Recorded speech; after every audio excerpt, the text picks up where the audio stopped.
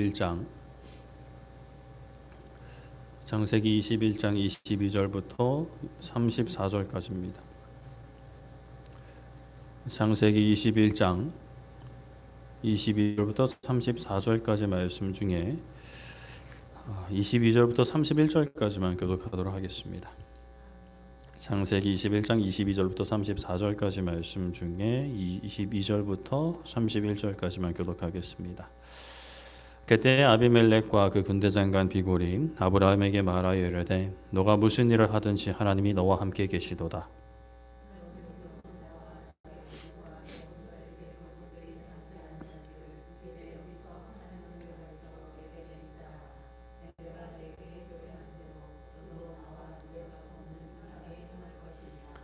아브라함이 이르되 내가 맹세하리라 하고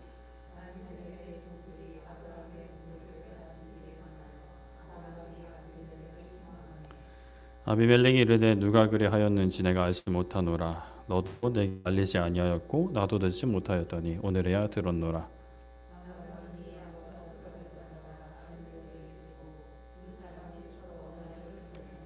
아브라함이 일곱 암양 새끼를 따로 놓으니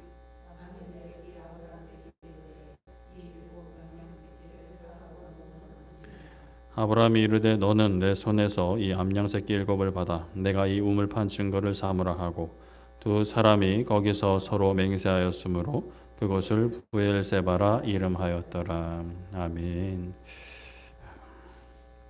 네, 오늘은 미래를 위한 준비라는 제목으로 말씀을 나누고자 합니다.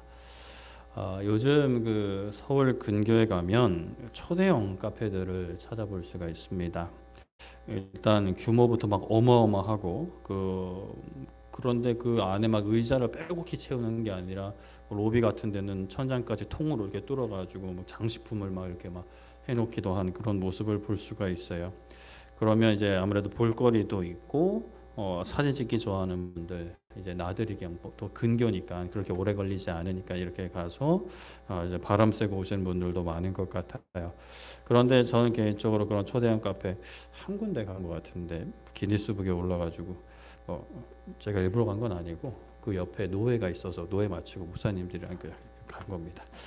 하여튼 그래가지고 이제 가봤는데 이제 보면서 야 이거 뭐 커피랑 빵 쪼가리 이거 얼마 팔아서 전기세라도 나오겠나라는 생각이 들더라고요. 그 큰 공간을 뭐 대표해야 되니까 여름에는 시원하게 해야 되고 뭐 그런 생각이 들었어요. 그런데 이제 뉴스도 얼마 전에 나왔는데 이런 초대형 카페를 지는 이유가 이제 상속세를 좀 이렇게 여차저차 하기 위함이다. 뭐 이렇게 이제 뉴스가 나오더라고요. 뭐 자세한 설명은 뭐 여러분들도 한번 찾아보시고 요지는 이렇게 그냥 뭐 다른 거 물려주는 것보다 이렇게 하면은 좀 더 이렇게 이제 절세라고 해야 되나 이거 편법인가요? 하여튼 모르겠습니다. 저는 뭐 전문가가 아니기 때문에 아무튼 이제 나름대로 이제 세금을 줄일 수 있는 뭐 방법이다. 뭐 이런 내용이었어요. 그러면서 참 사람들은 대단하다라는 생각을 하기도 했고 모르겠습니다. 이게 뭐 옳다 그러나 뭐 나름대로 이야기할 수 있겠지만 또 한편으로는 이해도 가요. 내가 내 자녀에게 재산을 물려주는데 막 나라에서 막 절반씩 막 떼어가 버리면 솔직히 아까울 것 같아요. 그래서 법의 테두리 안에서 최대한 뭐 줄일 수 있는 방법을 찾을 것 같긴 한데 뭐 어찌 되었건 우리는 이제 그리스도인이죠. 뭐 그리스도인이라고 뭐 재산을 뭐 안 물려줘야 되냐, 뭐 얼마까지 물려줘야 되냐 그런 건 없지만 우리가 그리스도인으로서 정말 물려줘야 하는 게 뭘까? 우리 후대에게 또 내가 언젠가 이 세상을 이제 마무리하게 될 텐데 남기고 와야 될 게 뭘까를 정말 깊이 고민하고 기도하고 하나님께 엎드려야 합니다. 일단 부모님들이 자녀들에게 대개 물려주고자 하는 건 뭘까요? 뭐 많은 경우는 돈, 또 요즘엔 뭐 주식, 요즘에 뭐 코인, 뭐 부동산, 뭐 이런 것들이 많이 있습니다. 그런데 이제 또 그것만이 아니라 또 많은 부모님들이 세상을 살아가는 가치관, 사람의 됨됨이, 어떤 상황에서 이겨낼 수 있는 뭐 힘, 마음의 힘, 뭐 이런 것들, 또 뭐 인성 이런 것들을 물려주려고 하는 분들도 계세요. 이러나 저러나 결국에는 자녀들이 이 한평생 살아가면서 사람답게 크게 또 힘들지 않게 어렵지 않게 무엇보다 행복하게 살기를 바라는 마음으로 어떤 분들은 재산을 물려주기 위해서 힘쓰고 또 어떤 분들은 아예 막 재산이 많음에도 한 푼도 못 준다. 네가 알아서 해라. 뭐 이런 식으로 이제 하는 분도 계시고 세상을 바라보는 시각을 물려주기 위해 많은 시간을 함께 보내고 대화하기도 하고 이렇게 다양한 것들을 물려주고자 해요. 결국에 이 땅에서 잘 사는 것, 물론 그 잘 사는 것에 대한 기준도 사람마다 참 다르지만 어찌되었든 나름대로의 그 기준에 맞게 세상에서 잘 살 수 있는 그런 것들을 어떤 재료들, 도구들을 물려주고자 하는 거죠. 그렇다면 우리는 어떤 잘 사는 삶을 물려줄 수 있을까? 그리고 잘 사는 삶이란 무엇일까? 우리는 항상 말씀에서 하나님 안에서 답을 찾아야 합니다. 오늘 말씀에서 등장하는 아비멜렉과 아브라함 이 두 사람이 있는데 그들의 이 어떤 대화와 행동을 통해 그들이 후대에 물려주고자 하는 게 뭔가를 우리가 살펴볼 수가 있어요. 아브라함이 99세에 할례를 받으며 이삭을 약속받았습니다. 사라도 아들을 약속받았죠. 그 이후에 소돔과 고모라 심판 사건이 있었고 롯이 거기를 피해서 소알로 갔다가 산으로 도망치는 일이 있었습니다. 그리고 나서 아브라함이 그 남쪽으로 더 이사를 해서 그랄이라는 곳에 거주하게 되었죠. 그런데 그곳의 왕이었던 아비멜렉이 사라가 이제 미혼 여성인 줄 알고 89세의 사라를 데려갔습니다. 빼앗아간 건 아니고 합당한 절차를 거쳐서 가져갔어요. 그러나 그것은 아브라함과 사라가 이전처럼 서로 부부인 것을 숨겨서 그렇게 된 거였고 하나님께서 친히 나서셔서 아비멜렉이 이제 사라를 범하지 못하게 막으셨습니다.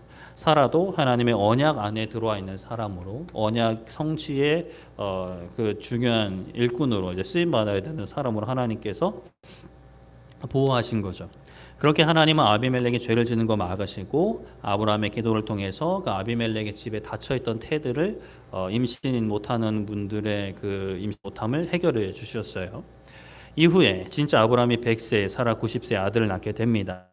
이 소식을 그 같은 지역에 있던 그 왕이었던 아비멜렉도 들었을 거예요. 아브라함과 사라의 나이를 또 알고 있었을 텐데 몰랐더라도 이제 뭐 여차저차 이제 소문이 날 수밖에 없겠죠. 그 어른네 집에 아이가 태어났다더라. 근데 그 어른이 남편은 100세고 아내분은 90세였더라. 아니 어떻게 그런 일이 뭐 이런 식으로 일반적인 상황에서는 일어날 수 없는 일이 일어난 겁니다. 그러나 이제 아비멜렉이 이미 경험한 것처럼 그 가정은 여호와 하나님이 지키는 가정이니까 하나님께서 그 집에 큰 복을 내리셨다고 이해했을 것 같아요. 왜냐하면 아브라함이 기도했더니 보를 집에도 닫혔던 태가 열렸으니까 저거는 그냥 뭐 우연히 일어난 게 아니라 분명히 저 양반이 믿는 하나님, 저 양반이 기도하는 하나님과 관련된 것이구나.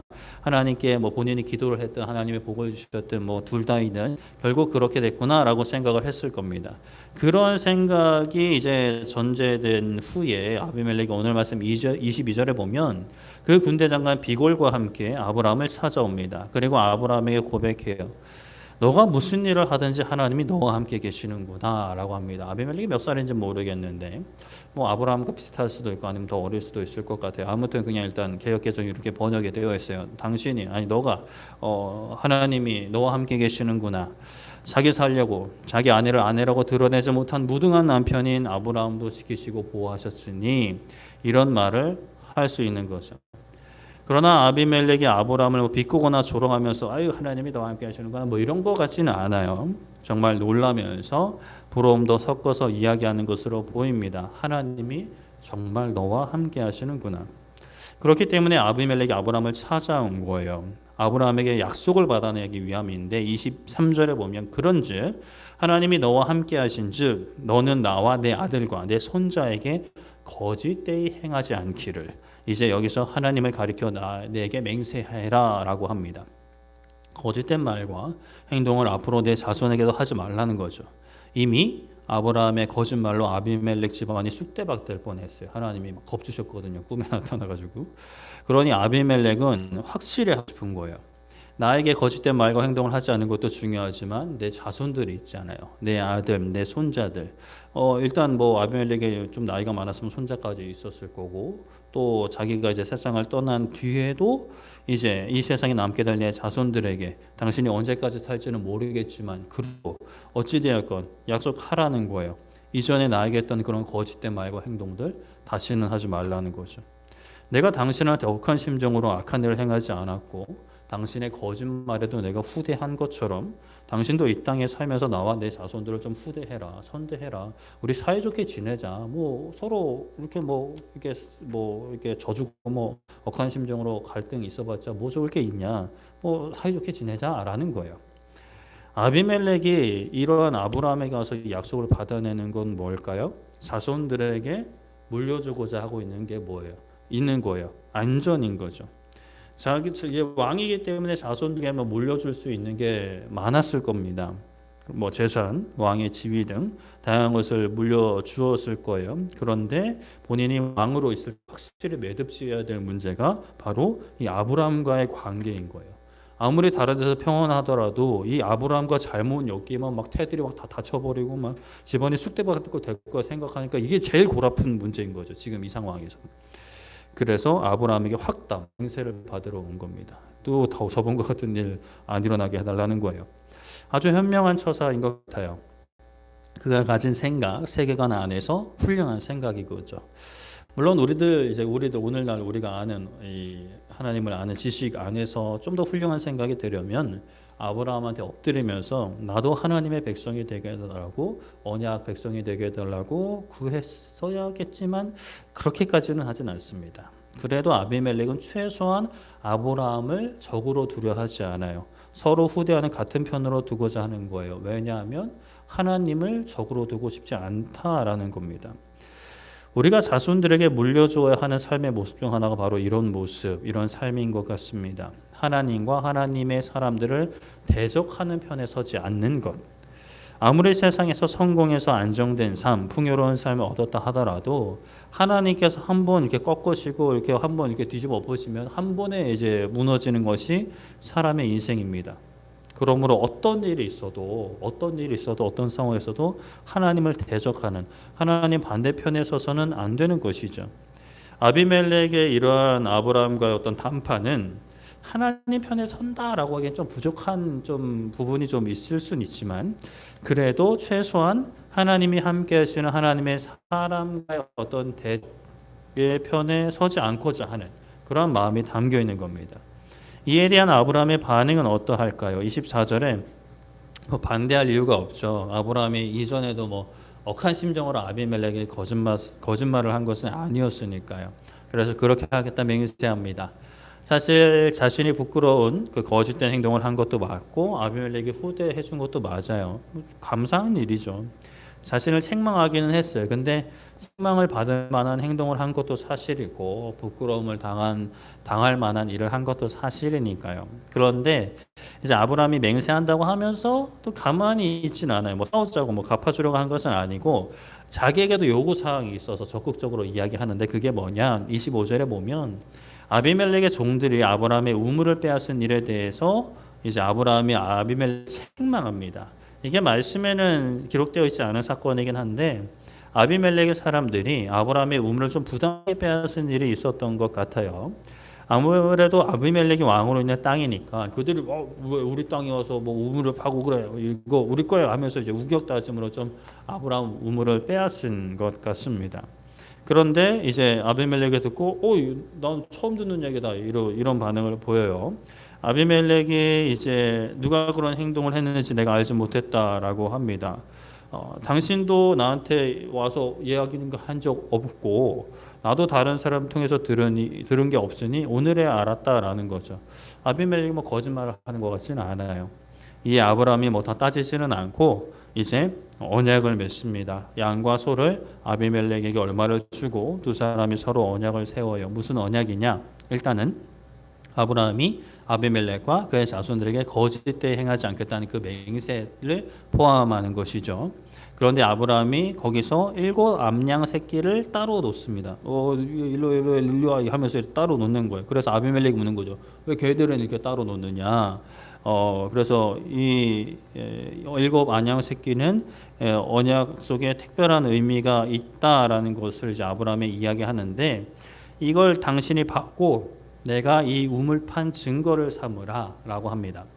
그러니까 우리가 지금 언약을 맺는데, 내가 앞으로 거짓되이 행하지 않겠다라는 맹세만 들어가는 게 아니라, 당신도 이 우물의 소유권에 대해서는 내 거라는, 이 아브라함 거라는, 그러니까 아브라함 거는 뭐예요? 아브라함의 자손들에게 계속 그 소유권이 이어지는 것이라는 약속을 해라, 증거를 이제 세우자라는 거예요.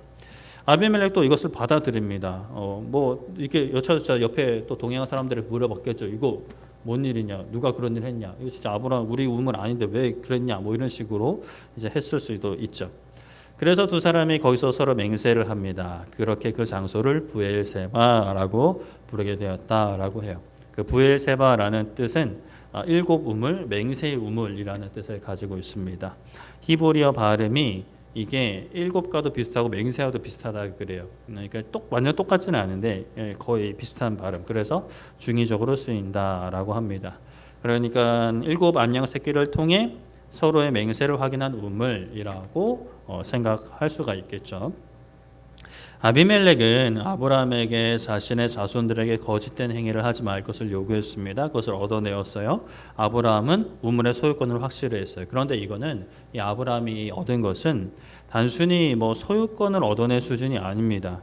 아비멜렉이 자기 자손들에게까지 이어지는 아브라함과의 안전한 관계, 하나님의 대적 관계에 서지 않는 것을 원했던 것처럼, 아브라함도 이것을 자손에게 물려주기 위함이었어요. 또 단순히 소유권을 물려주기 위함이 아니라, 이 땅은 하나님께서 나와 내 자손들에게 허락하신 땅이라는 그 사실, 자손들과 이 땅에 사는 원주민들에게도 이제 물려주는 것이었죠. 물론 아브라함이 이 유물의 소유권을 정리하는 과정에서 이제 아비멜렉과 그쪽 사람들한테 이 땅은 하나님이 내 자손들에게 준 땅이다, 뭐 이런 말은 하지 않았어요. 이제 눈치는 있는 건지 이제 그런 말은 하지는 않고, 일단 이렇게 소유권을 확실히 해놓음으로써 훗날 자손들이 이 땅을 차지하게 되는 어떤 그 시작점이라 그럴까요? 마중물 같은 것이 이제 되는 것이죠. 후에 또 자신의 아내 사라의 사라를 장사하는 굴을 이제 굳이 돈 주고 사는 거죠. 이 우물도 이렇게 확실히 소유권을 정립하는 거예요. 우리가 이 땅에 살아가면서 지켜야 할 것, 그렇게 우리가 삶 가운데 지키며 자녀들에게, 자손들에게, 믿음의 후배들에게 물려줘야 될 게 뭘까? 우리 다양한 게 있겠지만 가장 중요한 것, 처음과 끝이 되는 것은 하나님과의 약속, 하나님과의 관계입니다. 우리는 하나님의 구원의 약속 안에 들어온 사람들이 되었어요. 아브라함의 혈통적인 자손은 아니지만 예수 그리스도의 보혈의 은혜로 하나님의 자녀가 되었습니다. 요한복음 1장 12절에 영접하는 자, 곧 그 이름을 믿는 자들에게는 하나님의 자녀가 되는 권세를 주셨으니 라고 말씀을 합니다. 예수님을 영접하는 자들, 그 이름을 믿는 자들에게는 하나님의 자녀가 되는 권세를 주셨어요. 그 약속이 우리 안에 있고 우리가 그 약속 안에 있는 겁니다.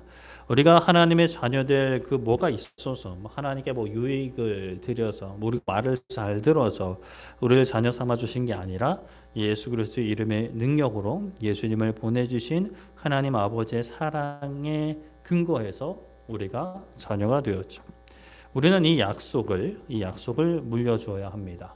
유아 세례를 통해서 또 먼저 믿는 부모의 삶을 통해서 약속 안에 거하는 삶을 통해 이 약속을 전해 주어야만 하는 것이죠. 이 약속 안에 있는 것이 안전합니다. 하나님의 자녀가 되는 것이 가장 안전한 길이죠. 이 세상에서 아무리 성공해도 아무리 많은 것을 가져도 하나님과의 그 대적의 그 위치에 있으면, 반역의 관계에 있으면 영원한 멸망에 이르게 됩니다. 물론 부분을 우리가 사실 모르는 일은 여기 계신 분들이야 모르는 분들은 없을 것 같아요. 근데 이게 참 쉽지 않다라는 고백을 이렇게 많이들 하십니다. 내 마음과 다르게 자녀들이 하나님을 잘 차지하고 계속 세상 속에서만 막 이렇게 방법을 찾아보려고 하니 그래도 그렇게라도 하면 나은데 뭐 하나님도 안 찾고 세상에서도 그냥 왜 사는지 모르겠고 이러면 진짜 참 많이 힘들 것 같아요.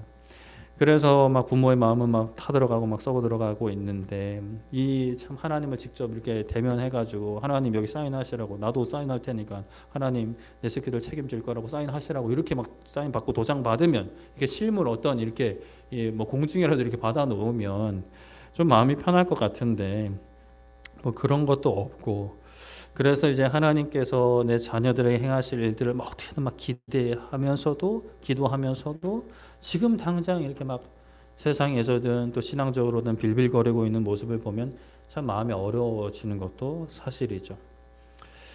그렇다 하더라도 뭐 어쩌겠어요. 하나님 앞에 엎드려야죠.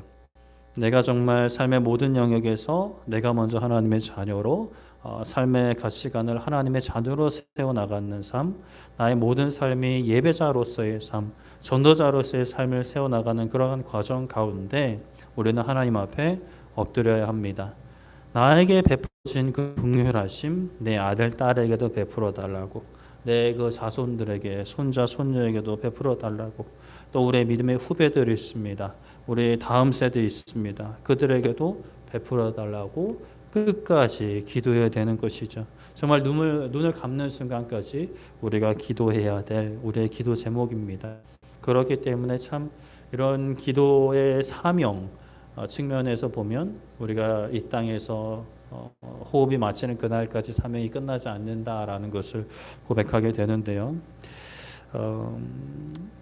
다른 것 물려줄 것 하나 없어도 하나님의 약속 안에 거하는 삶이면 사실 충분하다.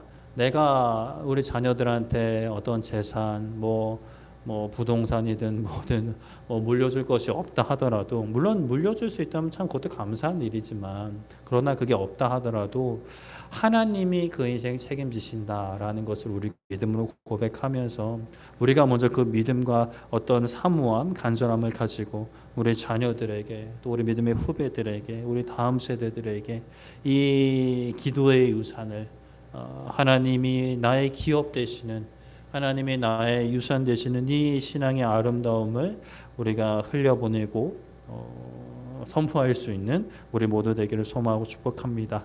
말씀을 정리하겠습니다.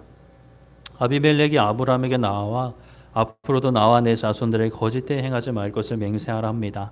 아브라함은 우물의 소유권을 확실히 해요. 이는 다 자손들에게 안전한 삶을 물려주기 위함입니다.